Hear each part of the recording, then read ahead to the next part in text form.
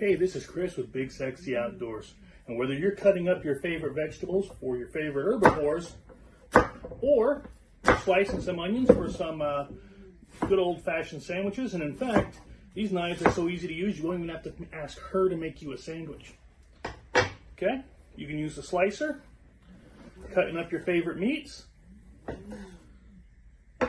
Use your chopper. Really get in there.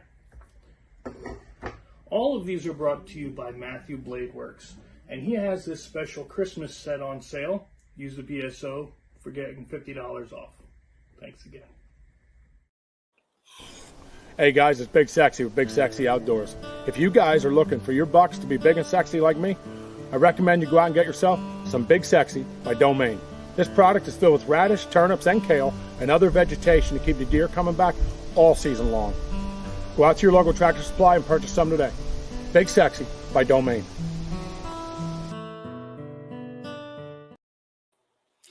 Hey, what's up?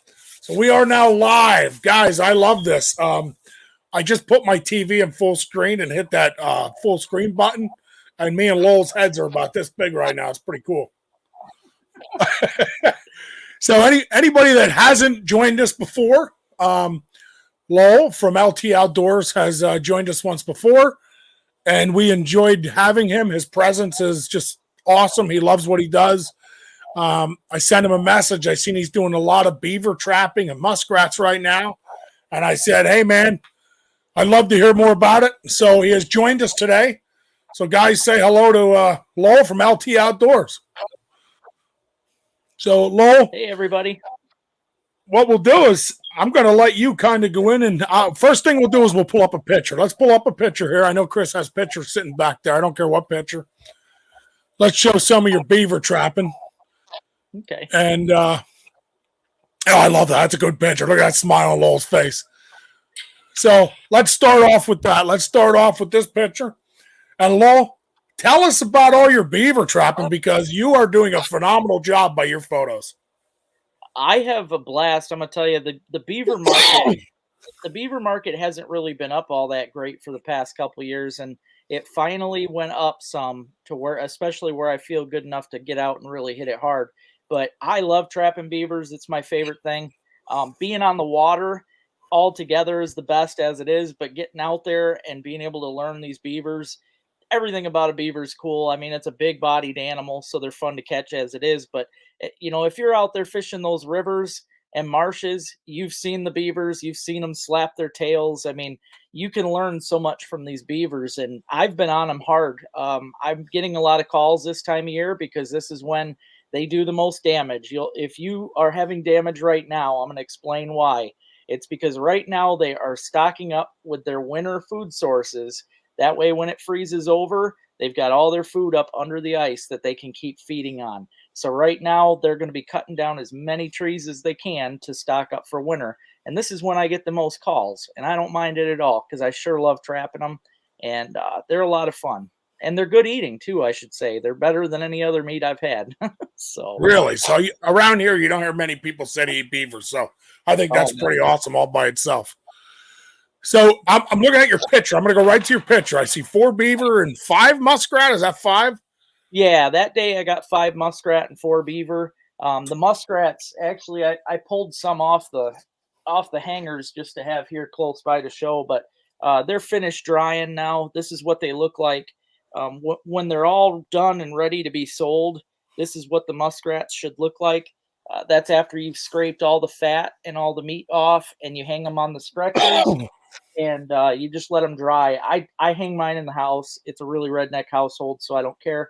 I hang them in the house. It only takes 4 or 5 days in the house because it's at 65 degrees, and it's nice. They turn out really good. I've got a whole pile of rats here that are done. I think I've got 10 that are ready to be sold. I won't be going to market, though, until I pile up a lot more. I like to go to the market when I've got a whole truckload of pelts, but I've also got beaver. I got one sitting back there. You can kind of see a hoop up in that corner, but I've got beaver hanging up right now too that are drying, and I'm trying to put up all my fur this year, trying to make money any way I can. So the other thing I noticed in your picture there is I noticed that you have a canoe. Is that a canoe? Yeah, that's a canoe. It's probably older than the both of us combined. It came from a guy that I met when I was about 7 years old, and he passed away this year. But he was in his 80s. That canoe is what he learned to duck hunt out of. He duck hunted for many years out of that thing, and it's very dented up. I painted it John Deere green just because I wanted it that way. But yeah, I do a lot of trapping out of that canoe. And if I'm not in the canoe tomorrow, I'll be taking out my boat. When I'm moving up a fast moving river, I prefer to use my boat because I can cover a lot more ground. I don't have the muscle to travel 3 miles upriver with a canoe like I used to, especially every single day. But trapping small lakes and ponds with a canoe is just awesome. It's very easy to use. So, I guess I have to ask, the canoe, is it, when you use a canoe, are you using in the river? Are you using in lakes? What's your main source for your canoe trapping? For the canoes,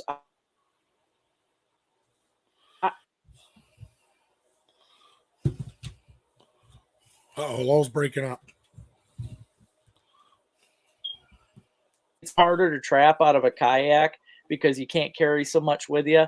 And trying to throw a 50-pound beaver onto a kayak without flipping is quite the chore, I should say. It's not easy, but the canoe is kind of the perfect thing to be out there trapping with. I've trapped pretty much everything off of it, and the one that I have is pretty stable. I can actually stand up in it. Most of my videos, I'm standing up in the canoe paddling around, so it works out pretty good for me. I set a lot of the traps right off the side of the canoe, so I don't even have to get out of it. It makes it pretty slick.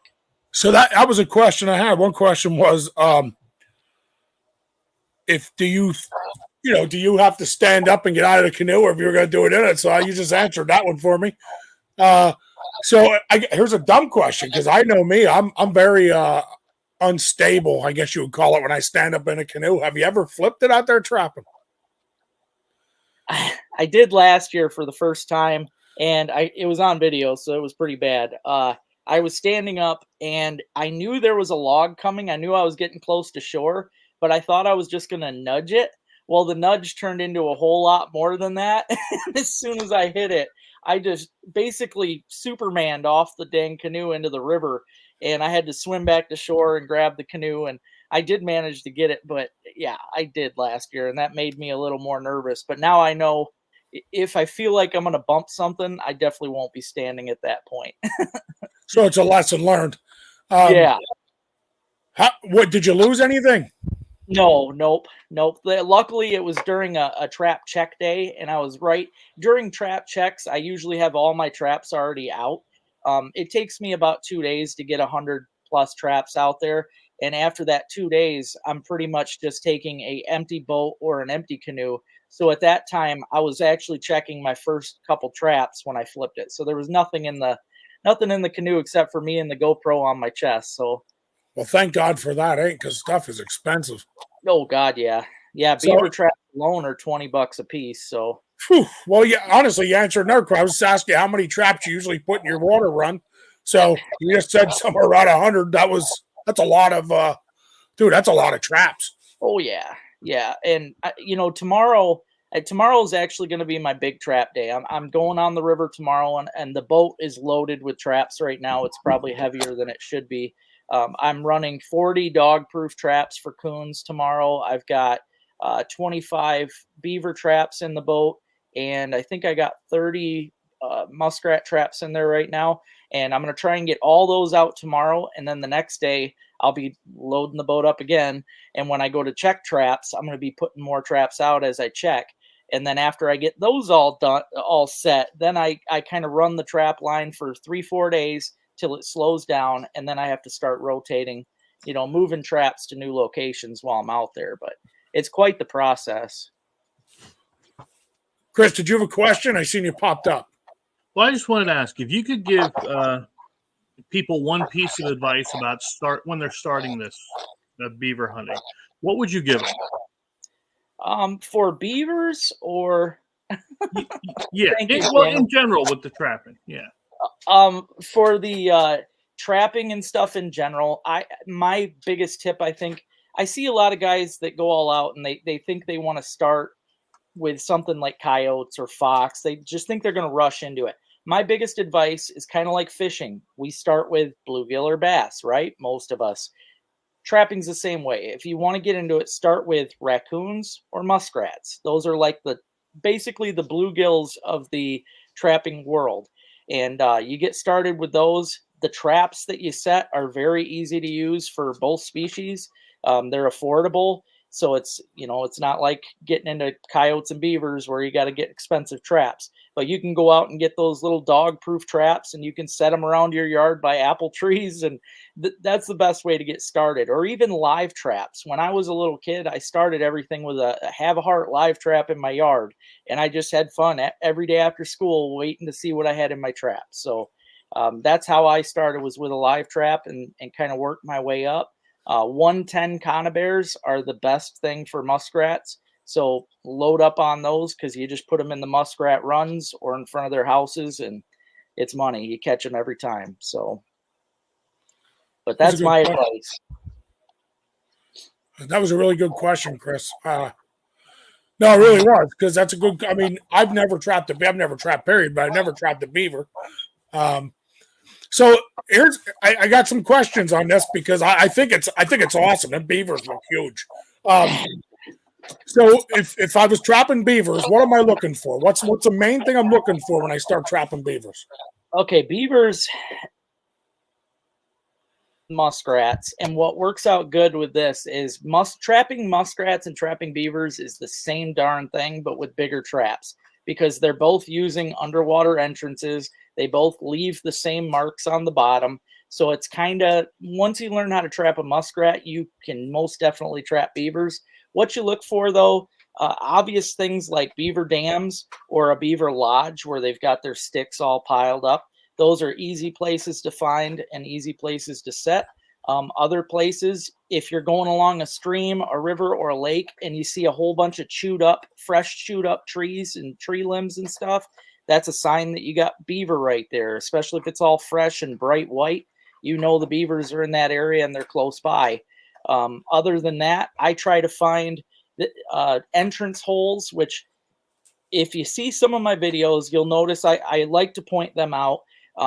When an animal underwater is coming or going out of their den, they're always rubbing the bottom. So if let's say you're in a muddy area, no matter what, where they're coming in and out of that mud, the mud itself is going to be trenched out. It's going to be like a channel, and it might be worn down to a whole different color of mud or even sand. And then if you're in an area like a river that I trap with sandy stuff, the sand and gravel will just be bright as heck, because they're coming and going. They're rubbing their bellies. That's muskrats and beavers. They do the same darn thing. So once you find those spots, I brought traps just to show. This is a 330 conibear trap. This is 4 beavers.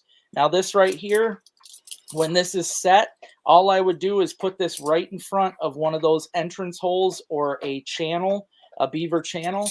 And that right there is the trigger. When this thing's set, the beaver goes in and he hits that. You want it right in front of where they're swimming. When he hits that hole, the trap is going to snap and it's going to close on him like that.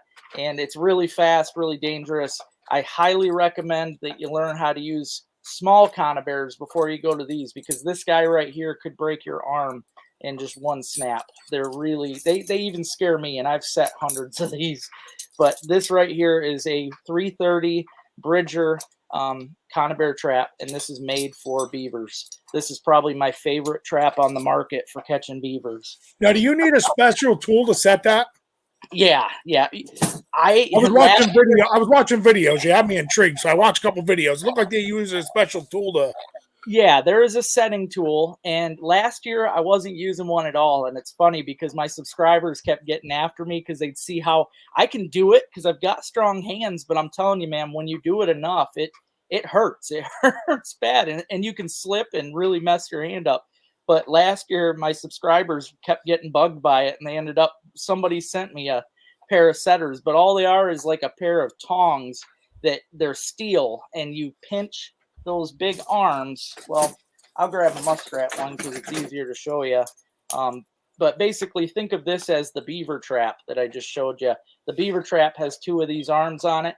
The tongs you put on these loops so that you can pinch them closed. I can easily do this with a muskrat trap, but with a beaver trap, those arms are a lot bigger, a lot thicker, and really hard to pull. So it's really good to have yourself a pair of setting tongs in order to set these. Now this is the muskrat size right here. I'll even set it. I don't want to set a beaver one because that's too sketchy to do in front of a computer.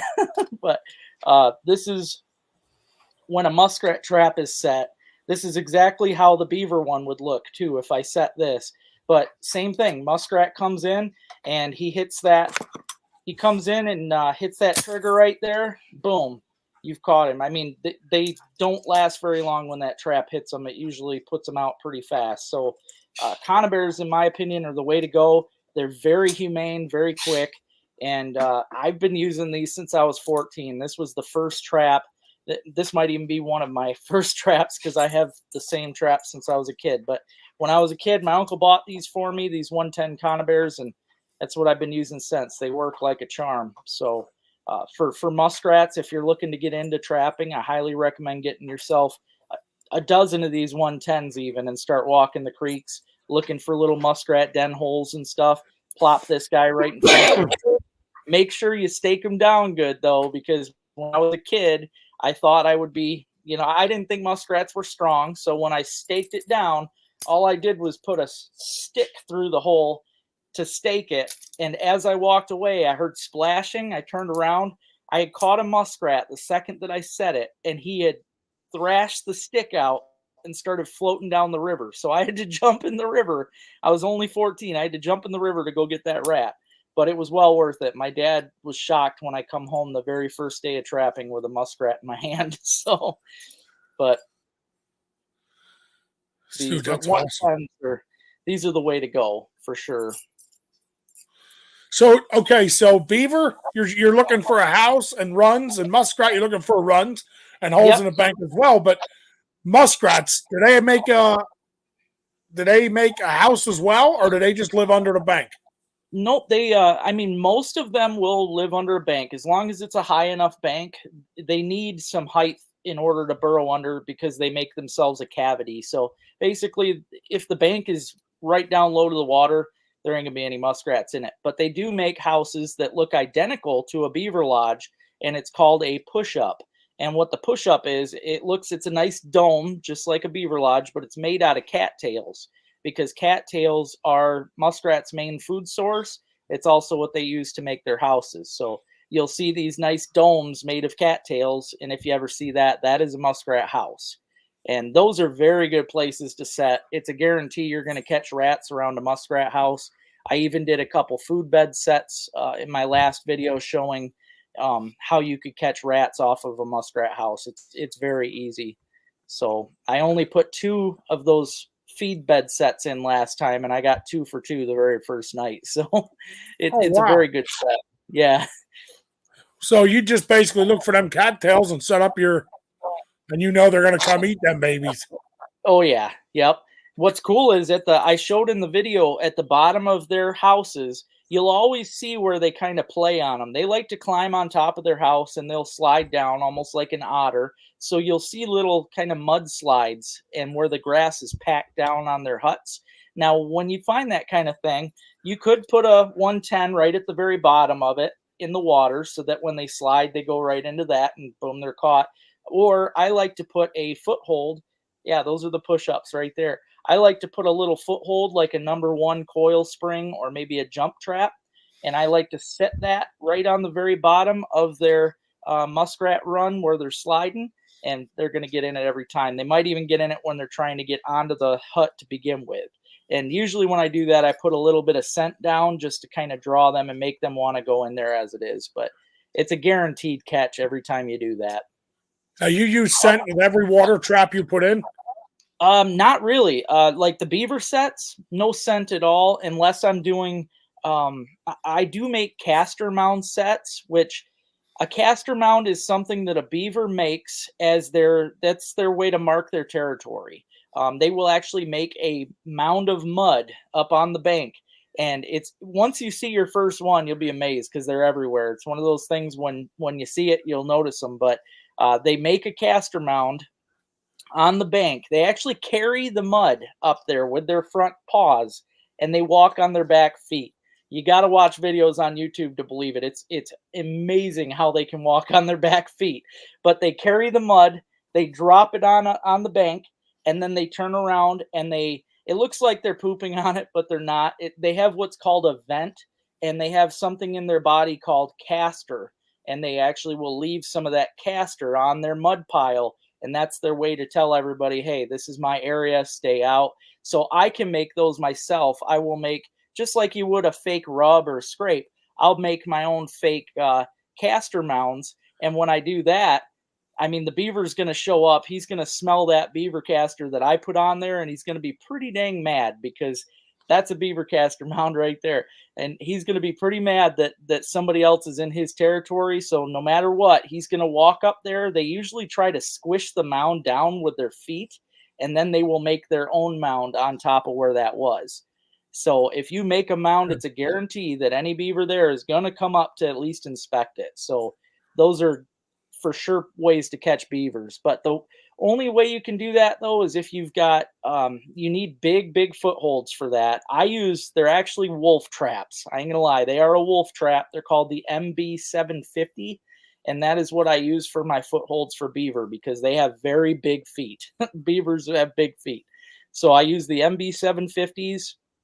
Got to run them on a drowning cable, and it's got to be deep enough for that beaver to get down and be done, because I don't know about other states, but in the state of Michigan, it's illegal to shoot a beaver or otter or muskrat or mink or anything like that. So you have to set a trap so that it does the job and the animal's done when you get there, because you can't shoot them.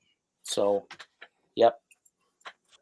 Dude, I'll tell you what, so far I am like really intrigued. I'm really learning a lot here. I was going to jump on and watch some of your videos, and I was like, I can't do that, or I can't ask questions, right? I got to ask questions. So that's awesome. Like when you do fox and raccoon and all that, everybody uses scent, right? Like that's so this changes the whole world of what it is, really. And I'm using my coon traps, but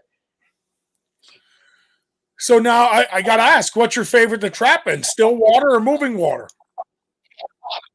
And where do you find them the most? Probably moving water, and that's only because most people don't mess with it. I think it's a lot harder to trap in moving water than it is in a regular lake or a pond. So a lot of people kind of leave that one be.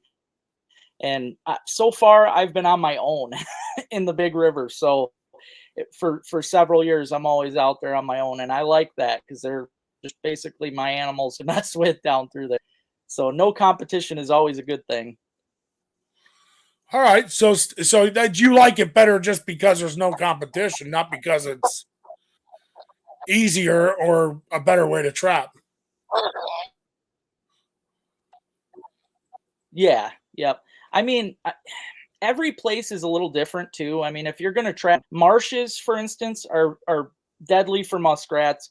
You're going to find more muskrats in a marsh than you ever will in a river or a lake.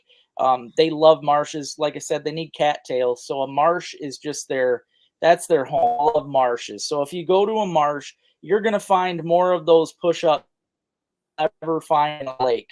And those are the best places. But for me, I think because I grew up trapping creeks and rivers, it's a little easier for me to trap these places because I kind of know what I'm looking for already, only because I've seen it so many times as a kid.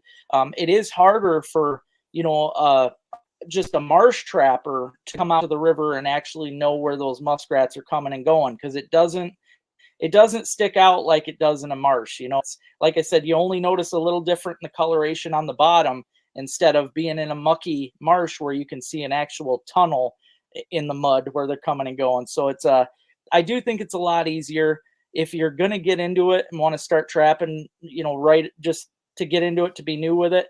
Start in a marsh, find yourself a marsh, or even drainage ditches. If you've got, cornfields nearby with drain ditches or even bean fields, you're going to have muskrats in there as well.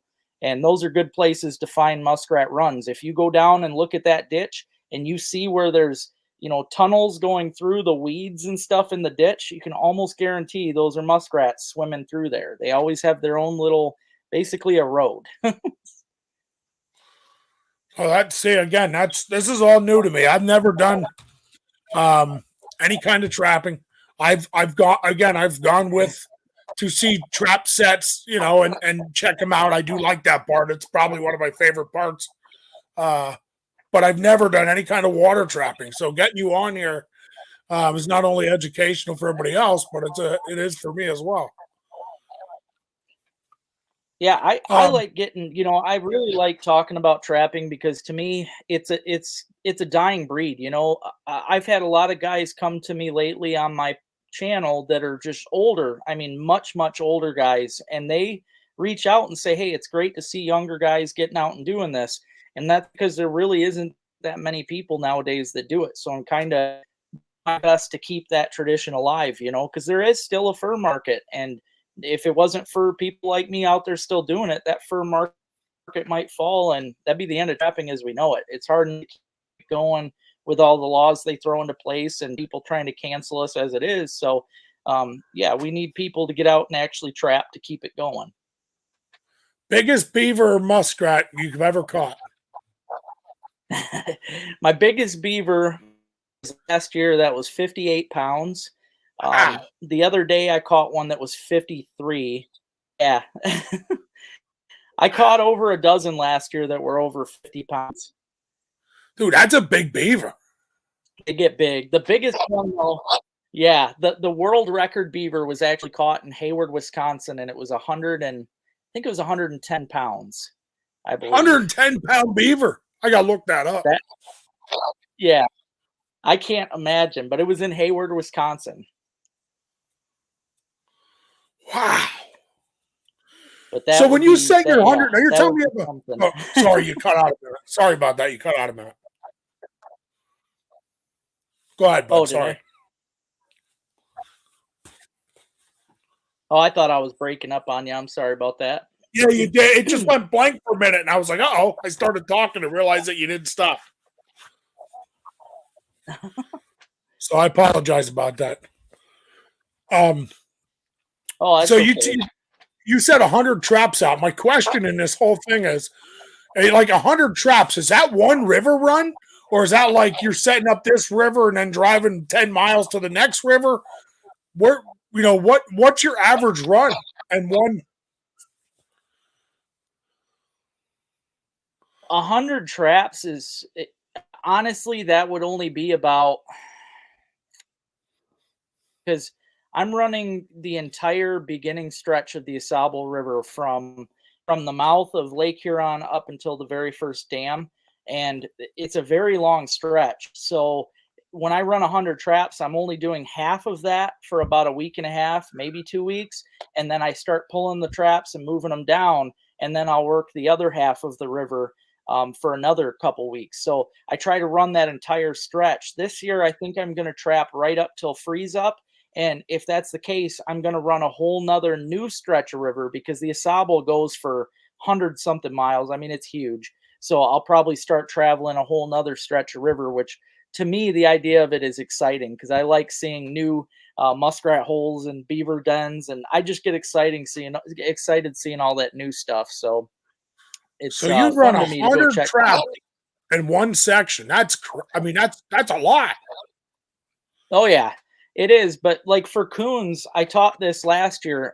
For raccoons, I always try to put at least 2 to 3 traps in every spot, in every little spot. If I'm going down the river floating and I see where there's a whole bunch of raccoon tracks on the side of the river, I will go there, stop, and I will set 3 of my dog proofs right there.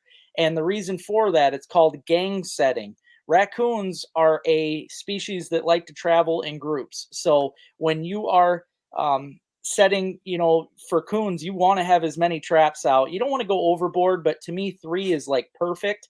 And in that case, you're able to get 2 to 3 coons per night. So it really ups things. But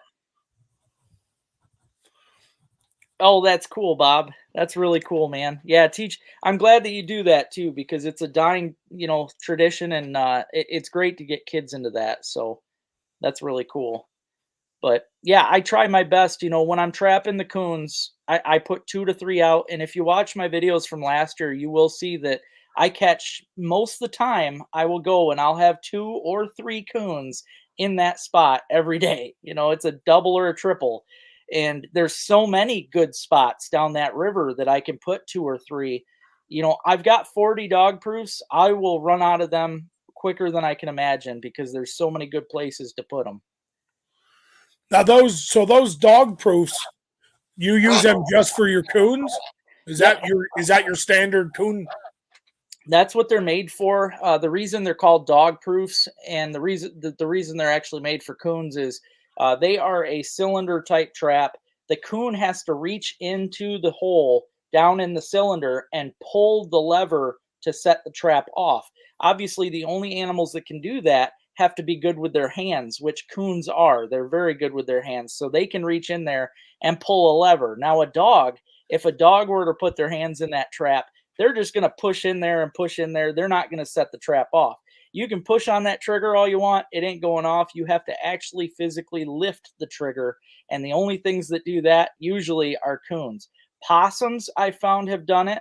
I've caught a bunch of possums in my dog proofs. I've caught a couple skunks, so I know they'll do it. And I have caught, I think, 3 cats. So a cat, it's definitely not cat proof, but dog proof it is. You're not going to catch a dog in them. So well, I could see a cat. A cat, they go after balls and they're always pulling. And yeah, I could see that. Yeah, playing with their hands. And when I first started using them, I assumed they were pet safe, but I have caught cats. Good thing though about them is they don't really have jaws or anything. They're just a cylinder with a spring inside of it with a lever. So when the animal does set it off, that lever closes on them. So it's more of a spring than anything that holds their wrist. And they all come with 2 swivels on them, so they swivel like crazy. No animal can twist or break anything. They're made to be comfortable for the animal, and they work awesome. I mean, some people go all out and they'll dump corn. They'll fill the cylinders up with corn or dog food. I quit doing that years ago because all it takes is a little rain with the dog food and it makes just a big mess and mashed up stuff in there. And the animals can't even dig it out. It just gets to be this clump.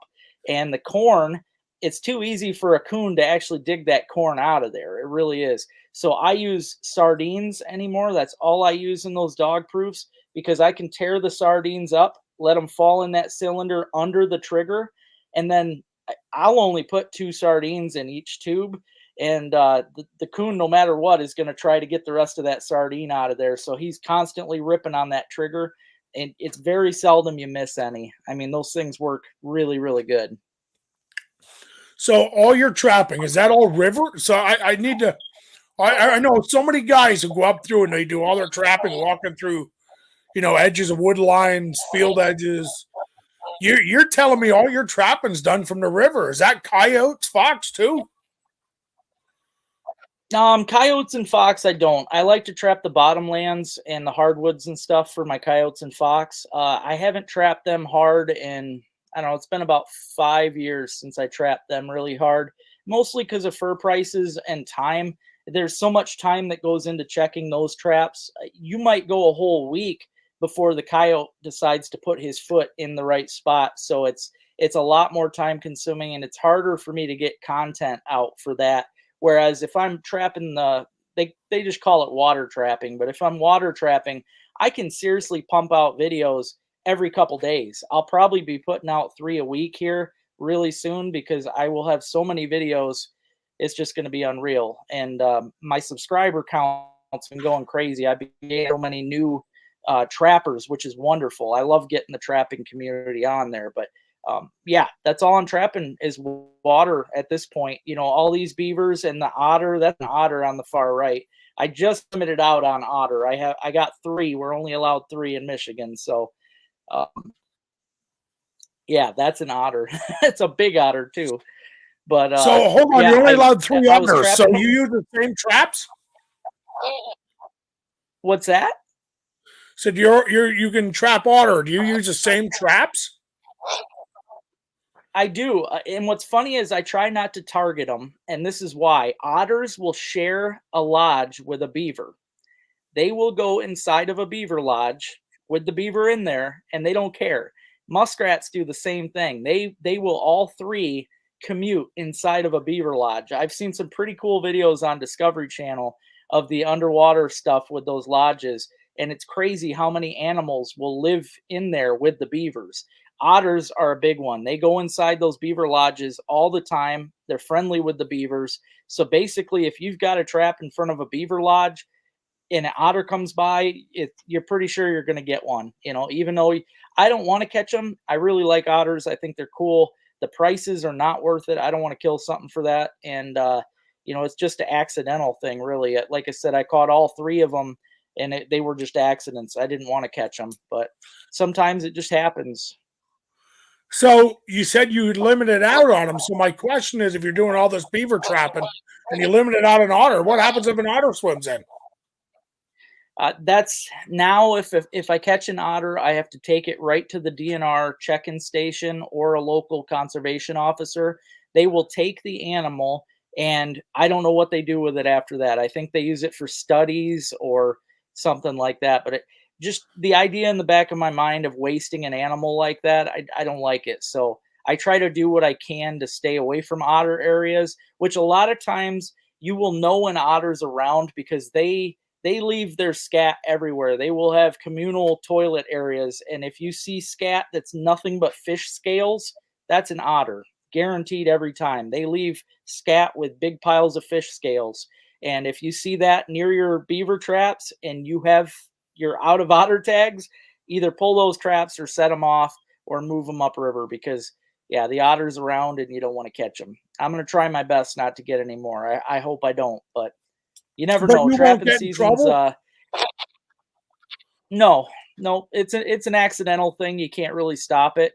And the DNR know this. They actually used to only be one a year for otters. They bumped it up because of how many people were catching by accident.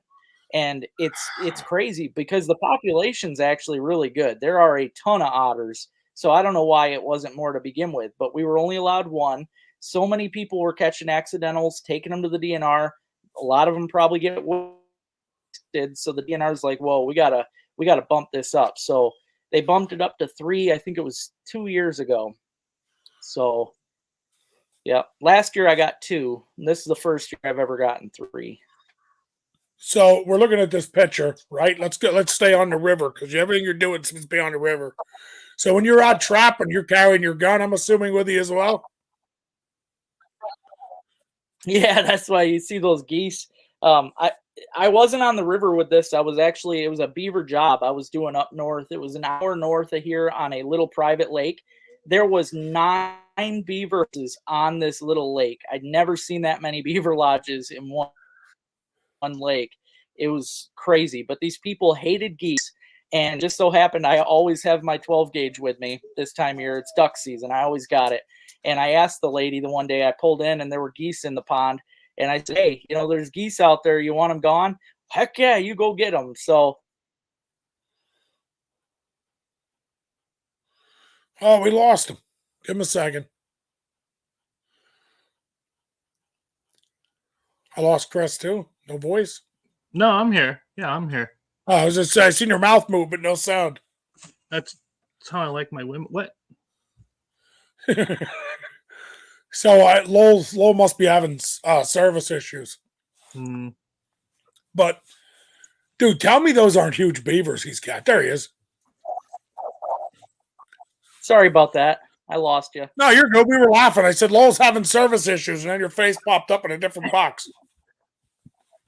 Oh, God. Yeah, I was just saying, though, I always try to carry my 12 gauge with me because it's waterfowl season. And when I'm out this time of year, the lady hated geese as it was. There was probably maybe 50 of them on the lake. And I said, hey, if you want, I've got the gun. I got the shells. So I just took it with me and I'm slowly paddling out there. And I don't know, probably 40 yards, those geese took off. And I don't like to shoot anything on the water. So I wanted them to get up as it was. And yeah, I popped 2 of them that day. So that was a lot of fun. And yesterday, 2 days ago, when I pulled these traps, I decided to go to another lake on the way home with the canoe. And I did a complete duck hunting video that's going to be out Wednesday where I just jump hunted out of the canoe. And I ended up coming home with 5 birds that day. So good. Dude, that's awesome. You do all your videoing just with a GoPro from what I seen with your videos, right? All your videos with a GoPro except for your ice fishing ones. I do, yeah. I do like my intros I'll do with my phone. Sometimes I'll do like little spurts of a video clip like of the animals I got or fish that I caught with my phone. But it's all with my phone or GoPro Hero 8 is what I've got. I've got 2 of them, and that's what I'm always running. That's what I use, man. I love them. They're crystal clear. They're good sound. Get waterproof. I GoPro 8 I think is awesome. But really, it's what would be great, cool? yeah. Oh, You know, I had got a people ask cameraman. if I ever There's a pause between us. It just happened. I'm sorry. I know it's. I think next time I'll have to be on my phone. It's probably on my end with the dang laptop, but You ever consider a cameraman? I have, yeah, I have. There's not the only guys. I'm gonna be 100% honest. The only guys up here that I have had that have come forward and said that they would be my cameraman, they have been. I haven't given them a chance, but they've been very, very clingy people. Like I've had to actually block them because they have gotten almost stalkerish. So it's gotten to where I just feel more safe, I guess, on my own. And you know, my buddy Rich, a couple years ago, he did it for me. Well, just on the trap line, he held the camera, so that was nice. But no, I don't. I'm always by myself. So I'm really Hey, happy how's it we got going, you on bud? because River, you know, a lot of guys that talk about trapping in our area and around here, most of guys, not all, but a lot of it's done on land. So this here is a whole Yeah. nother. You do all your trapping, even your land trapping, off the riverbanks. Yeah. Yep. I prefer to because again, you have less people doing it. You can. To me, I feel more like a frontiersman. You know, too. When I get out there on the river, I am so far away from anybody, and it just brings me back to that feeling like I'm, you know, an old time trapper. So I really like getting that feeling. It just always makes it a lot better. And do you always travel yourself? Yep. Yep. I'm always doing everything by myself, man. It gets tough at times, especially, you know, at the end of the day, I come home with a pile of animals I have to skin out and flesh and all that stuff. And then I come in and take all the film that I did that day off and put it on the computer. And then after that, I got to hope I got time to make a video between the next trap check. I mean, sometimes my head's just going to explode, but yeah, I get her done, man. It's a chore, but That's awesome. That's really awesome. yeah. One day I hope to have a TV show. That's my dream. Always been my dream. Well, I think that's all our dream, but it's I'm on. It's definitely my kid just come walking right in like it's definitely a awesome thing to see. Like I said, I popped up a couple of your videos just for a few minutes, but I was like, well, if I watch them, I'm not going to have any questions, and I don't want to do that either. I want to be able to have tons of questions. Go ahead, Chris. You got one. You saw me scrolling through your store, right? Yep. You have a lot of different lures there. I know it's a little off topic, but are you going to be releasing any kind of trapping equipment or trapping gear? I just don't know. I mean, I don't really have the know-how to make anything of my own out there for that, but I remember you said you did cool the caster. What's that? I said I remember you said you were doing your own caster. Yeah, the caster. Yep. Yep, I do. I save all my caster, and I mean, I could make my own lures and stuff. That's kind of a hard business to get into, though, because the lure market is. I mean, there's so many lure makers out there nowadays, and most of them have been around for ages. And the old time trappers, they like to just use what they trust, so it's hard to break into that market. There is some people out there like I think she goes by She Traps or something, but that girl has her own line of, like purple dog proofs and stuff. Like all her stuff is purple, I think, but it's kind of neat. So who knows? Maybe one day a trap company will just reach out to me and say, hey, do you want to have your own line of, dog proofs or something where I just change it up just a little where I think it'll work a little better, or who knows? But I would really like that. I mean, that would be cool. Yeah. Trapping Girl. Is that who you're talking about? Trapping Girl. Yeah. Yeah. Linda White. We had her on here, dude. Linda's a deal. We like her. She's fun. Oh yeah. Yeah. She's cool. She's fun. I did want to show you, real quick, I want to show you guys this. This is a company out of Michigan. They're called Hags. It's actually a big company. All the trappers have been using their stuff. I've never got to use them until I'm going to be using them tomorrow for the first time. But what's neat about their product, all their stuff is made to go on fiberglass or re-rod poles. Now, today I went and bought Tractor Supply. I bought 25 of these re-rod stakes so that I can try it tomorrow. This is one of their little additions, which is a bait holder. So I could stick like a piece of carrot or something on there. And this little bracket down here is actually made to hold your footholds. That right there is just a little foothold for muskrats, which I'm going to be setting some of these tomorrow. I'm really excited to do the new, I almost got my finger, to do the new videos with this stuff for muskrat, because it'll be a whole new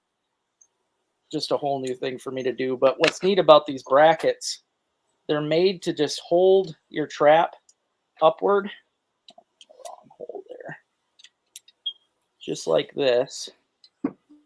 So you basically set your trap on this PVC pole like that. You can have it underwater just a tad, have your bait, either a piece of carrot or an apple up here. The muskrat will swim up, and to them, that's going to look like a rock or just something for them to help them get to that carrot.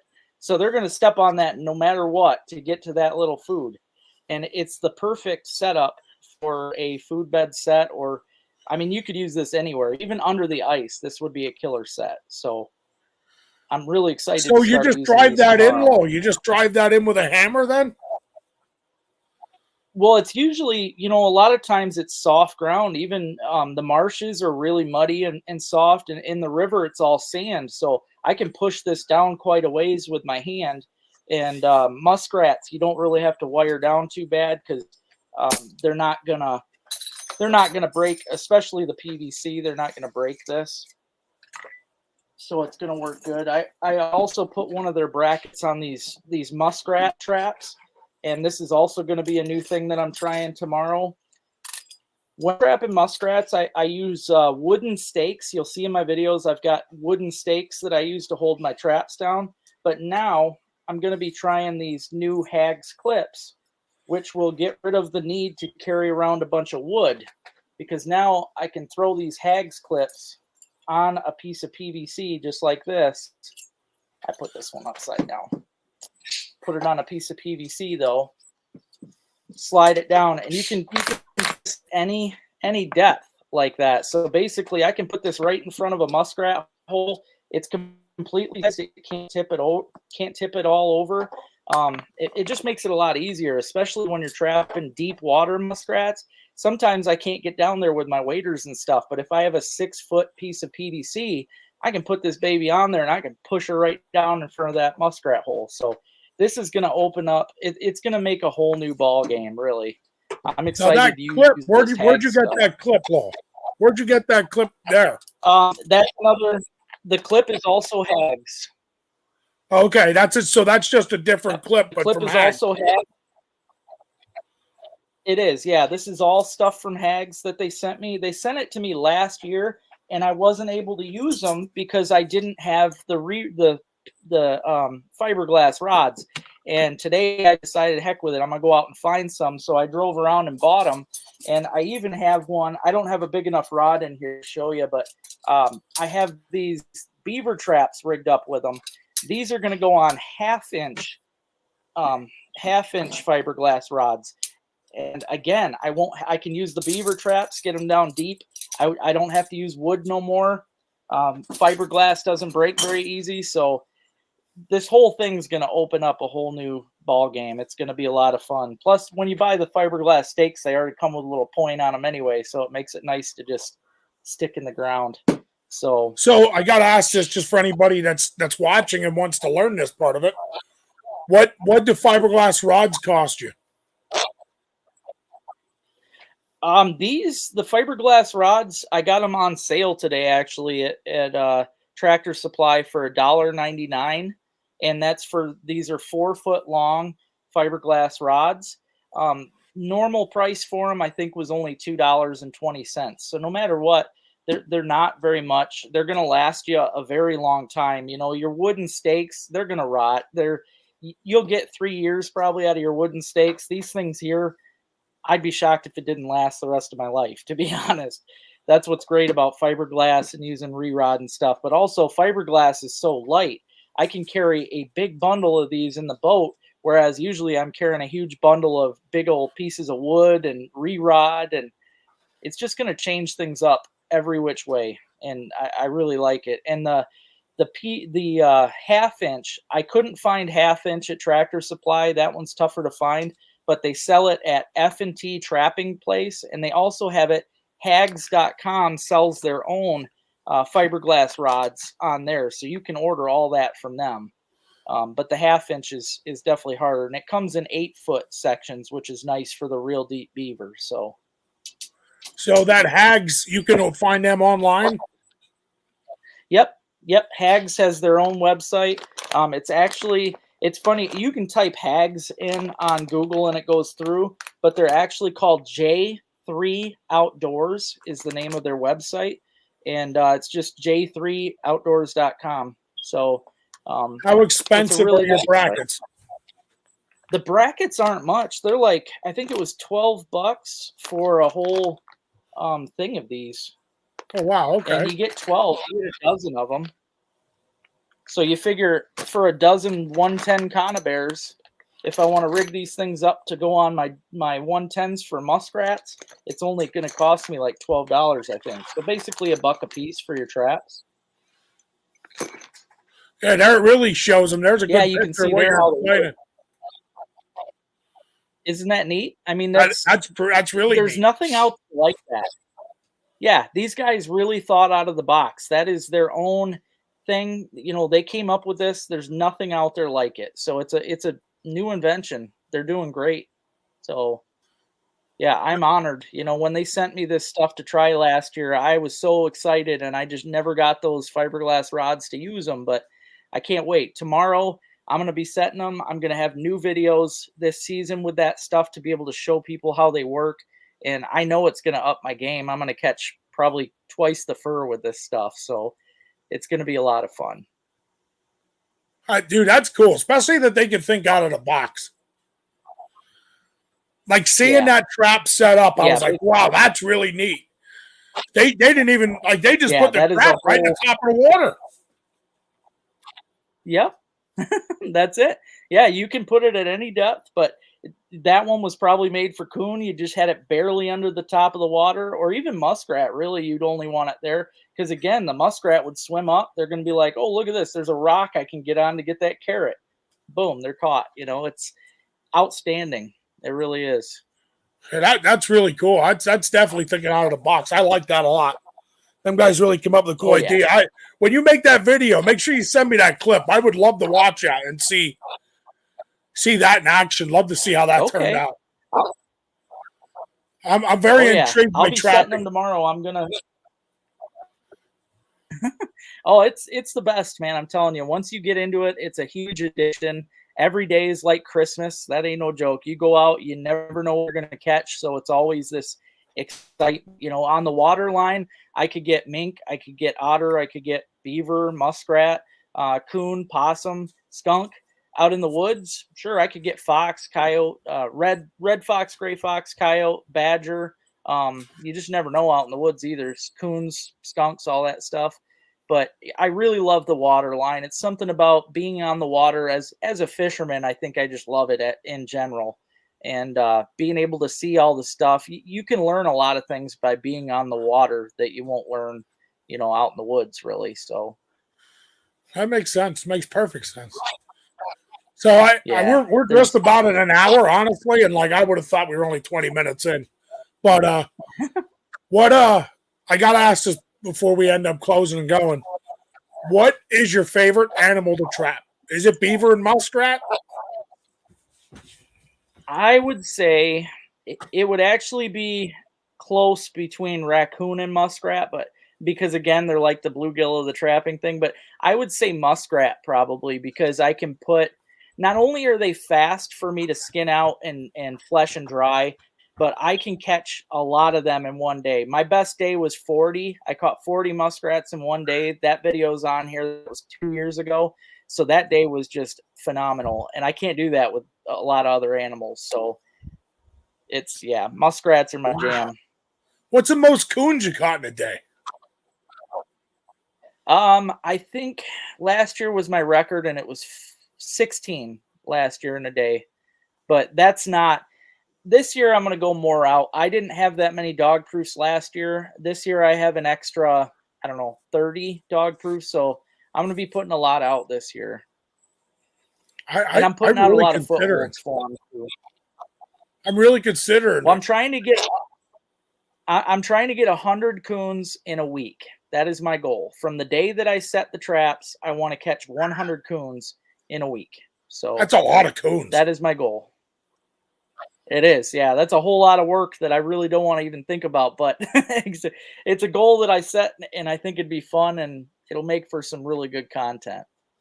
100 coons. So I'm really looking forward to it. Now in Iowa, that's nothing at all.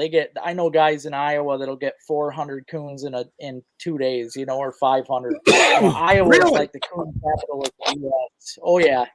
Yep, the coon capital of the U.S. is probably Iowa, so it's pretty phenomenal over there. Now, Michigan, we're mostly known for probably our beavers. We have a whole lot of beavers, so as far as trapping, we're probably the better state for the beavers, but it's a lot of work for a beaver. Like I said, I've got one right here. When it comes to hooping these things, this was the first one I'd ever hooped, so I made a lot of errors on it. But they're pretty. I mean, it's hard to tell because it's so dark, but it is a beautiful, beautiful fur. They use this in a lot of the cowboy hats and stuff. That's what they line the hats with. But you can see I've got it all fleshed, all the fat and meat's gone, and it's right down to the leather. But this is on a metal hoop, and this is the first year of my life that I've started hooping them. I've got 6 hoops hanging around the house right now with beavers on them. So it's always a learning experience. But putting up your own fur just gives you a whole new feeling of accomplishment with it all. So it's really nice. How'd you do it before you did the hoops? Before the hoops, all I ever did was, and I did this with my coons too, was skin them, roll them up, and freeze them in either a bread bag or a garbage bag. And that's it. Because you can sell them. That's what they call selling them green. Or selling them in the round. You can sell them whole even if you really want to. Like if you don't want to get into learning how to sell or skin and all that, you can sell an entire animal to the fur buyer, but you're not going to make near as much as you would if you completely put it up. Even the coon, I know people that do I'm that. just getting into it with all. Yeah, that's how it. I did it for a long time, but like this is I just caught this raccoon today, so this is one that I just put up. But again, you don't put them on a round. You actually want these to be skinned case, which means it's more of a, it's all fully intact. So it's got the lips and the nose and all that stuff on it. That spot right there that looks like meat, that's actually just a blood mark. But this was a nice coon that I caught today. I was pretty excited. I only had 2 traps out here by the house and I caught a coon today. So it's a nice start for the season at least. So I'm looking forward. Like I said, I want to get, if I can get 200 coons by the end of the season, I'll be pretty dang pumped. So I think that's my goal for the whole year. We are out of time, but I'm going to ask this anyway because I have to know. What's your biggest coon? Biggest coon was 38 pounds. A lot of people say they get 30-pound coons all the time, but I'll tell you, I have weighed a lot of coons. It's not easy to get a true 30-pound coon. Like there's a lot of them that are close in the 20s, but you hit that 30 and you've really got yourself a big coon. But yeah, 38 was my biggest coon, and yeah, he was a monster. So that one right there was probably 25. It was a nice coon. Yeah, when they start filling up the stretcher like that from top to bottom, you know they're a nice coon. That's awesome. Chris, you got something I want to ask? I seen your hand go. Yeah, we've had the pleasure of talking to you a couple times now, and not just on here, but offline. What's one question that you wish that I would have asked you?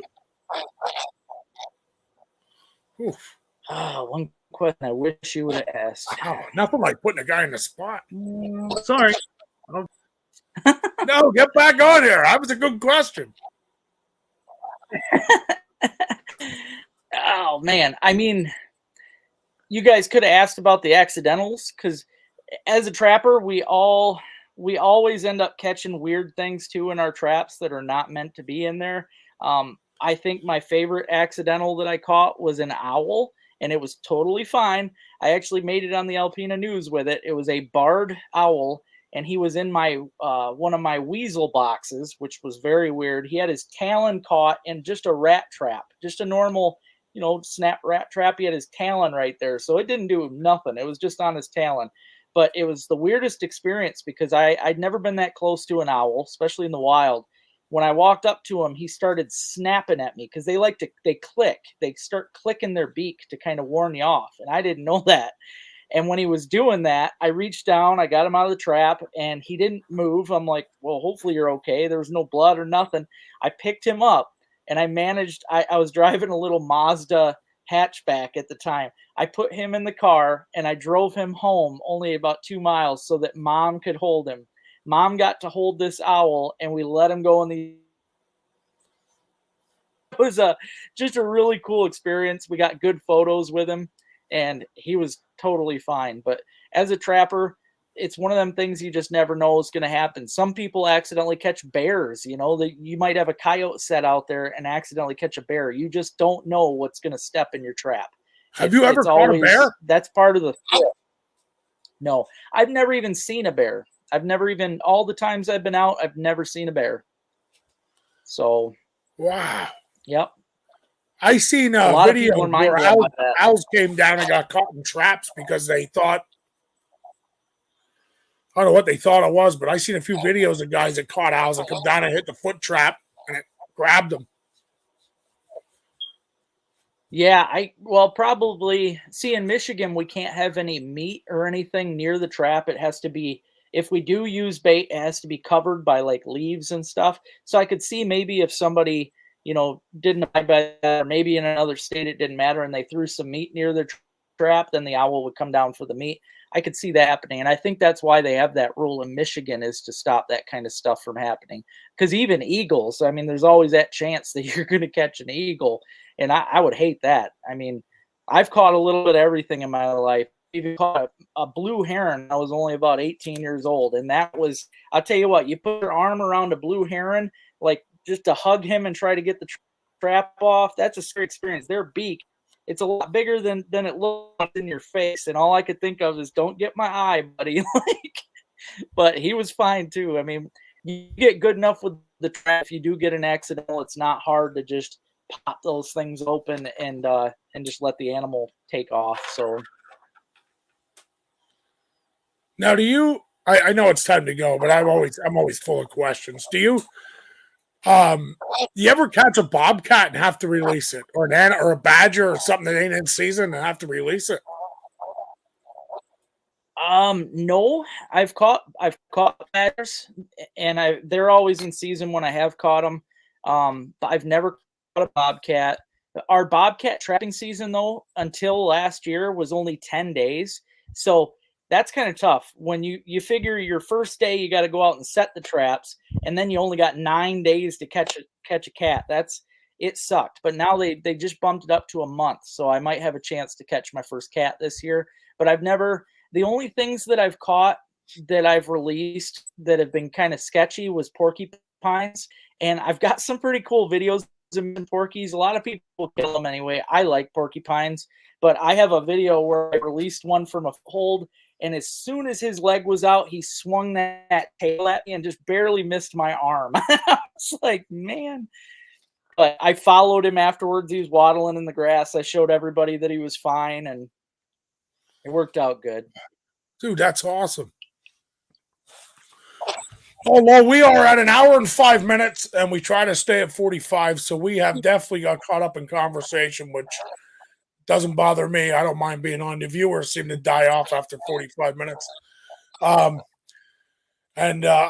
super thank you for jumping on again. You are welcome anytime. I love hearing about your adventures. I love hearing what you're doing.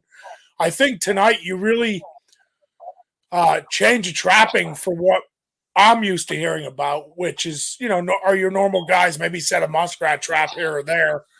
But you literally used the whole river, which is new to me and really cool. Raccoons, you're setting 3 traps. I've never heard that.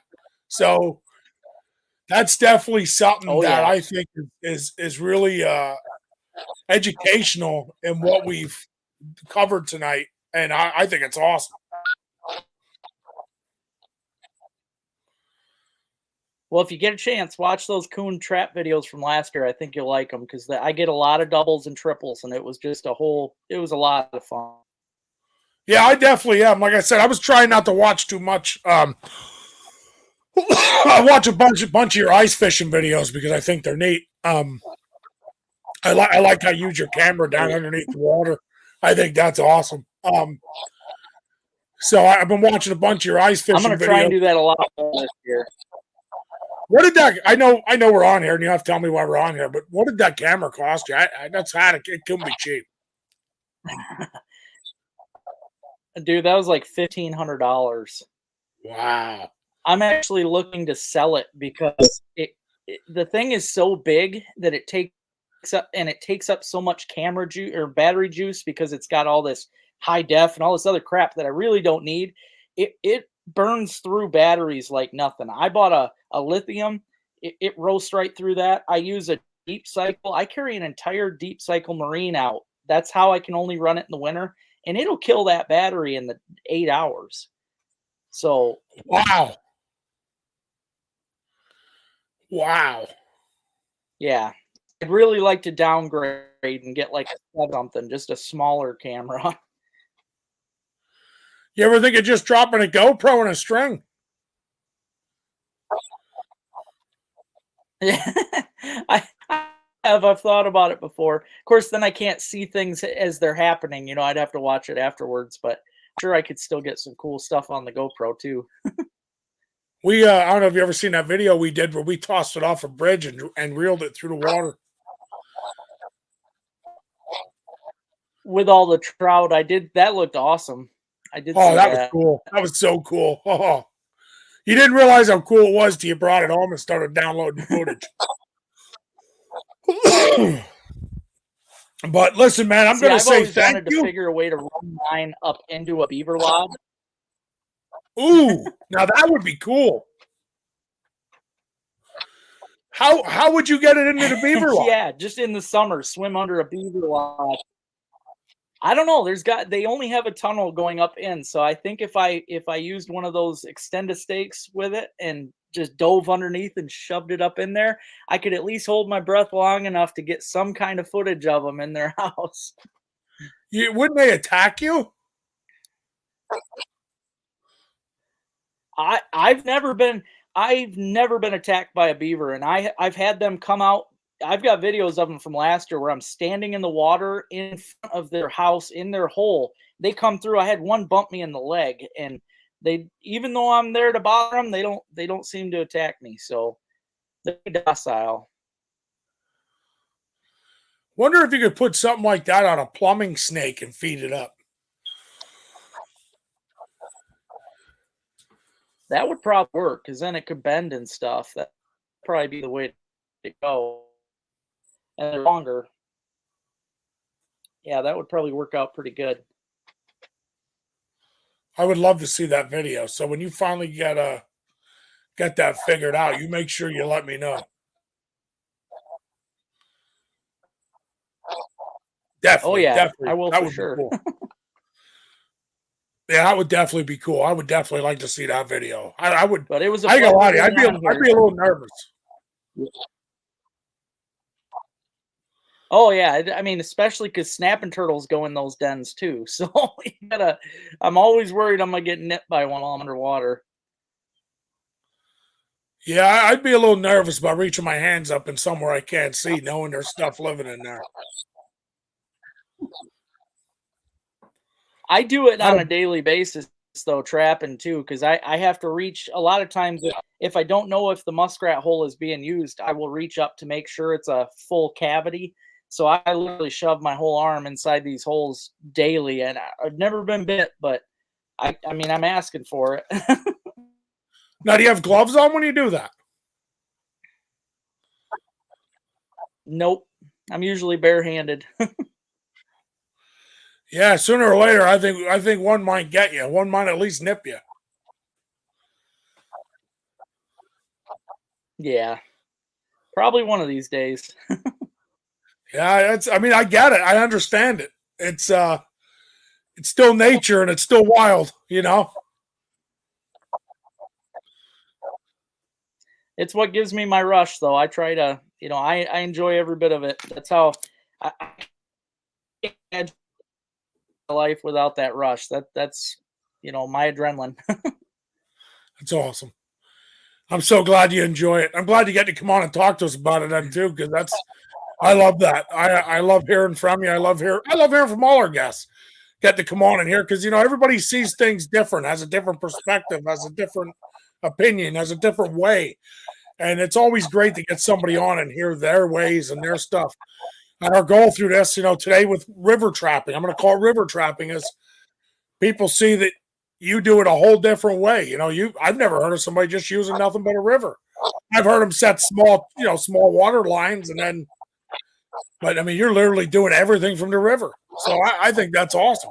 Yeah. Yeah, they call it a long line when you're running that many traps, and it's a whole lot of work, but to me it's fun because the more traps you have set, as long as they're set right, the more animals you're going to catch. So to me it's a numbers game. I'm going to call you Marty Stewart from what the heck's that called? Wild America. Yeah, Wild America. Yeah. Reaching your hand up inside their homes and stuff. But Laura, I do appreciate you getting on. I just see that we're so far past. At this point, we drop every viewer we had on, which it's not your fault. It happens. It don't matter who's on. We hit about 50 minutes, and by 55 minutes, we lose everybody. But I do appreciate you getting on. I think it's absolutely awesome. I appreciate you. I hope to see you on here again. I know I'll talk to you off of here. I do that often. And I just want to say thank you, man, and God bless. You're welcome. Thanks for inviting me. You're welcome, bud. Have a great night. See you guys. You too, brother.